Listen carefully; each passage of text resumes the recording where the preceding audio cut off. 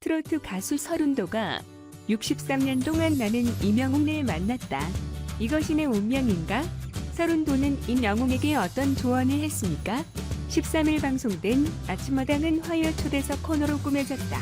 이날 방송에서는 서른도가 보랏빛 엽서에 관한 이야기들을 전하고 또 후배 가수 임영웅, 신인선 등에 대한 칭찬을 하며 트로트에 대한 다양한 이야기를 나누는 시간을 가졌다.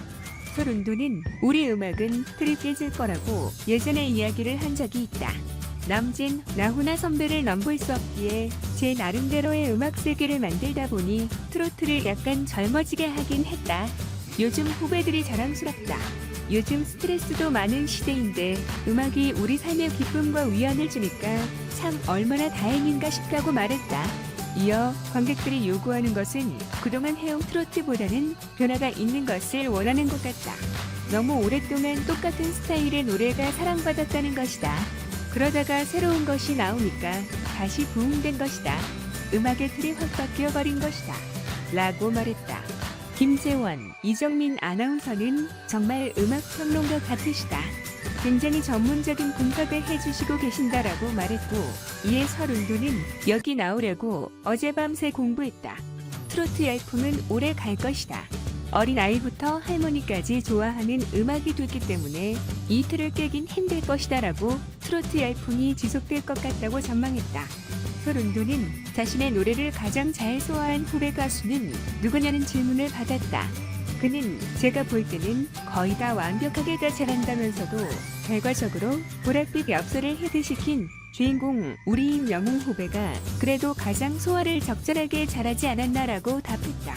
임영웅은 한 오디션 프로그램에서 서른도의 보랏빛 엽서를 불렀다. 해당 노래는 1997년에 발표된 곡이지만 오디션 프로그램 인기에 힘입어 최근 다시금 큰 사랑을 받게 됐다. 그는 그 짧은 시간에 사람의 마음을 확 사로잡았다. 거기서 깜짝 놀랐다며 아 이렇게 불러도 되겠구나라는 생각이 들어 그날 임영웅 후배에게 한 수 배웠다고 이야기했다고 말했다. 서른도는 지난 7월 방송된 TV조선 스타 다큐 마이웨이에서도 제2의 전성기를 만든 계기가 임영웅이 보랏빛 엽서를 부른 순간이라는 생각이 든다고 말했었다. 또 JTBC 프로그램 히든싱어육에 출연해 이 곡이 내 노래가 맞나 생각할 정도로 아름답게 들릴 때가 있다며 임영웅이 노래를 부를 때 감정과 강약 조절에 반했다. 나도 임영웅처럼 불러야겠다고 생각했다고 말한 바 있다. 서른도는 트로트계의 대표적인 싱어송라이터다. 삼바의 여인, 너만을 사랑했다 등 히트곡 대부분을 직접 작곡했다. 동료 가수들이 서른도의 곡을 받아 히트한 경우도 많다.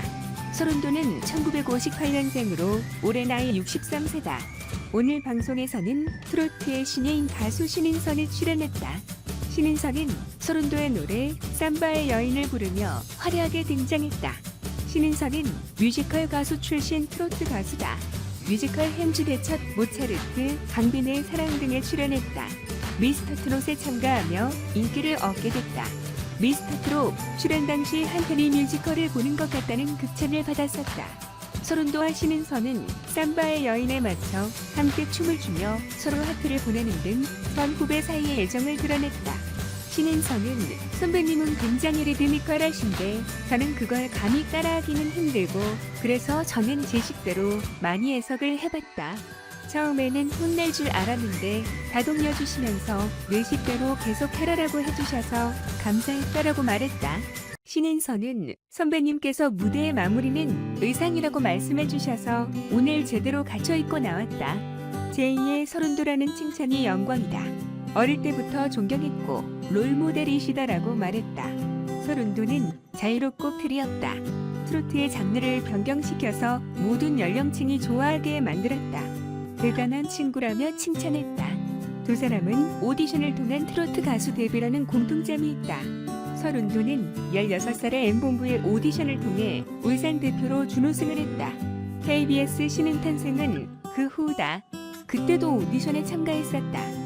어려서부터 노래에 재능이 있었다고 말했고 신인선은 뮤지컬은 20살 합격 들어갈 때부터 해서 10년차 하다가 트로트 앨범을 한 번 내봤었다. 큰 아버지 권유로 내봤는데 무명으로 안 되는구나 하다가 경연 프로에 나가 화면에 처음 나오게 됐다고 말했다. 트롯맨 F4의 모든 것이 낱낱이 공개된다. 뽕숭아학당, 임영웅 영탁 이찬원 장민호가 각자의 애장품과 무쓸 모템을 걸고 좌충우돌 퀴즈 대결에 돌입한다. 14일 오늘 방송되는 TV조선 뽕숭아학당 23에서 트롯맨 F4는 그동안 가족처럼 가까이 지내온 서로에 대해 얼마나 알고 있는지를 확인하는 멤버들 간 호흡 테스트 아냐고 퀴즈 타임을 펼친다. 퀴즈 대결에 앞서 트롯맨 F4는 각자 정답을 많이 맞힌 멤버에게 전달할 특별한 애장품과 가장 정답을 못 맞힌 멤버에게 줄 무쓸 모템을 준비했던 상태. 본격적으로 퀴즈 타임이 시작되자 트롯맨 F4는 앞다퉈 퀴즈 정답 맞추기에 나서면서 현장 분위기를 뜨겁게 달궜다. 무엇보다 영탁과 이찬원은 외모 서열을 뽑는 퀴즈에서 티격태격 케미로 웃음을 자아냈다. 서로를 잘 아는 만큼 장난기가 대폭발한 두 사람이 시종일관 꼴찌 멤버로 서로의 이름을 적으며 최고의 예능캐로 활약을 펼친 것. 더욱이 최근 예능감이 절정에 달한 이찬원이 영탁을 향해 의문의 메시지로 한 방을 안기면서 트롯맨 F4 멤버들과 현장 스태프들을 박장대소하게 만들었다. 특히 장민호는 애장품으로 아주 특별한 선물을 준비해 눈길을 끌었다. 트롯을 시작한 후 처음 번 돈으로 구매한 첫 물건이라며 애장품에 담긴 남다른 사연을 털어놨던 터. 이에 선물을 받게 된 멤버는 장민호가 직접 애장품 착용을 도와주자 감격에 대화하며 감사함을 표했다.